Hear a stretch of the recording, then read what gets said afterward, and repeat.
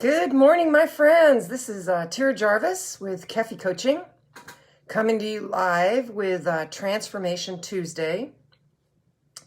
I come to you every Tuesday morning, 8 a.m. Pacific time. I'm a couple minutes late here, just trying to get myself organized. It's been a while since I've been live from my office, so it took me a while to remember what my process was. But this is the middle of August, and it's a key time when I think about when I was younger, like August, the last few weeks of summer, the anticipation of school starting, the temperature getting ready to change, that kind of fall transition, if you will. But it was really about how to take advantage of those last few weeks of summer as the fall and the winter months start to come ahead.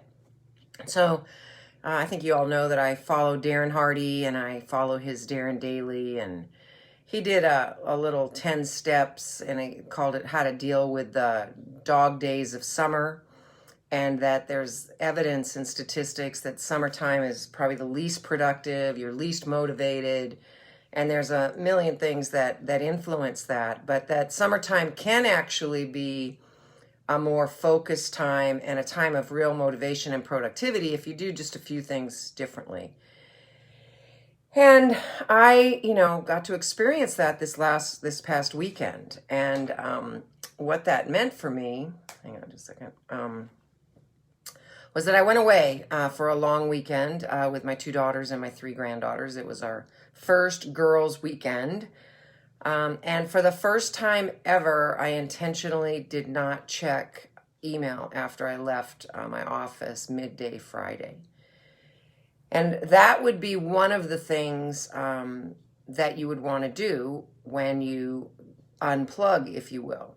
And so one of the first techniques is to make sure that you schedule vacation time, and that may be a big elaborate vacation, or it might just be a weekend getaway, or it might just be a day, but that you schedule it on your calendar and really consider it rejuvenation time. And by that, I mean you need to really unplug. So whether that means you leave your phone or you only do what's necessary or, emergency on your phone, but you definitely don't check emails, you stay off of social media, you do some things to really unplug yourself and give yourself a chance to rejuvenate and replenish. So planning your vacation time would have been key. And when I look back on the summer, I planned a good portion of July as vacation time. And you may know that I was on the East Coast. I was visiting family on Cape Cod. But I went with the full intention that I was going to be working there. And although I might not have worked every day, I still worked. And I don't know that I got the real benefit of unplugging during my vacation time. And so when I came back, I'm going to say I wasn't as rejuvenated and replenished as I could have been had I really seriously taken that time away. Looking back on it, I may not have gone for 3 weeks to unplug, but definitely, 10 days, 14 days would have been perfect, and to really, really unplug. So the note to self was, yes, plan your vacations, but make sure that you put the structures in place that really allow you to unplug. And be fully present. So one of the ways to increase productivity during the summertime would be to work when you're working and be off when you're off. And by that, we just talked a little bit about unplugging. Well, I'm going to say unplugging on the weekend so that Monday morning you can be fresh and be more focused, and that will increase your motivation, and both of those things will contribute to more productivity during the week. So a really kind of light switch, kind of on and off. So when you're at work, be on, and when you're off work, be off. And so, you don't want to be at work thinking about all the things that you need to do when you get home or personally, or thinking about the beach or how you'd rather be someplace else, because you're distracted. You're introducing distractions into your life that are going to impact your productivity, and the motivation productivity wheel, if you will, are kind of self-perpetuating. The more motivated you are, the more productive you'll be. The more productive you'll be, the more motivated you'll be. But you want to get that summertime typically has a decline in productivity, and it's because we're distracted. And so managing those distractions is key, and having a really hard rule around I'm off today and I'm going to be off. I'm not going to be thinking about work. Or when you're at work, be really focused on work. And so that comes down to your planning techniques, setting the agenda for the day. What's your intention? Whether it's your top 6 things today, whether it's your top 3, whoever you choose to follow, whatever works for you, make sure you know what those are before you go to bed at night, so that you know and you can start the day fresh with your top 3 priorities. Work them in priority order. Be single focused, not distracted, and really track yourself on completing that task, so that before you move on to the next one. And if you finish 3 and you have more day left in your day, or more hours left in your day, go ahead and add something else back in. But if you don't, just call that a day. You've done your top 3 things from whatever key area of your life those are, and make sure that you celebrate those wins. And we want to remember that it's consistent action, slow and steady over time. And so it's not going to be big Hail Marys that get you through the doldrums of summer, if you will, or any other productivity time period there would be. So you want to remember to take your vacations and take your breaks. And that actually could be even throughout the day. But make sure you take them, that they're scheduled. You don't want to be working during those times. You want to have a firm on and off, so that you can actually focus and be present on rejuvenating and replenishing, and be focused on work when you're there. And, accountability partners work great. So whether you have a peak performance partner, good morning, Jean. I see Jean here. Jean walks with her neighbor. That's a way. You have an appointment, you put it on your calendar, you meet somebody because they're expecting you, and they help you to hold yourself to your promises. And so accountability, a coach can do that for you. It could be a friend. I work with my friend Cheryl. She's also a colleague. We hold each other accountable on things that we're doing or things that we've promised during the week. It's not a regular, consistent thing, but when we do it, it does definitely work. So accountability partners can really help you there.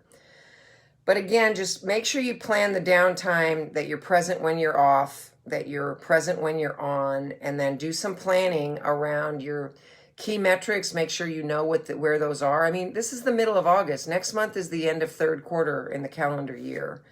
And we're going to start the last 3 months of the year. And, somewhere else in my learnings, I saw that from the 6 months from November on, which would be November, December, January, February, March, April. So I think Darren shared that November to April are the most productive months of the year, even with the holidays, that's where a lion's share of productivity can happen. And so this is the getting ready period, if you choose to want to use it for that. So yeah, maybe July turned into a little bit of August and I slacked off. But what I learned this weekend is that it was very helpful to stay away from my email. And although I thought about it and I was tempted to check it, and I had expected some email responses that would have taken me away from my family and distracted me, I was very intentional not to do that.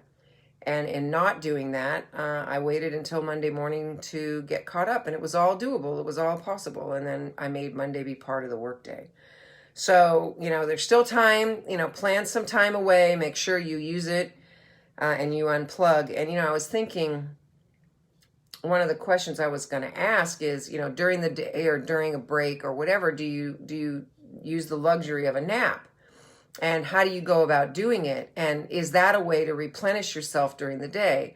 I find that for me, the only time that I ever really even consider a nap is when I'm so physically exhausted, I can't do anything but sit down and just chill. And, I might set the alarm for 20 or 30 minutes. But when I wake up, I'm so rejuvenated. But it's a state of exhaustion that gets me almost to the point of having to relax. But I'd like to incorporate more regular naps in my life, just siesta, whatever the cultures that do that, I do believe have evidence of more longevity and more health.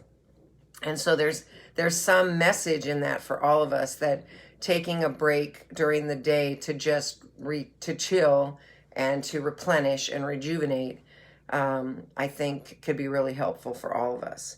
And then just remember your top 3 every day. You know, whether you use a tool, like I use the Michael Hyatt Full Focus Planner. I like the way he sets up goals on a quarterly basis. I'm not going to tell you that I use it all the time, but when I do use it, it makes a big difference for me. So I'm committing to get that back into my routine for sure.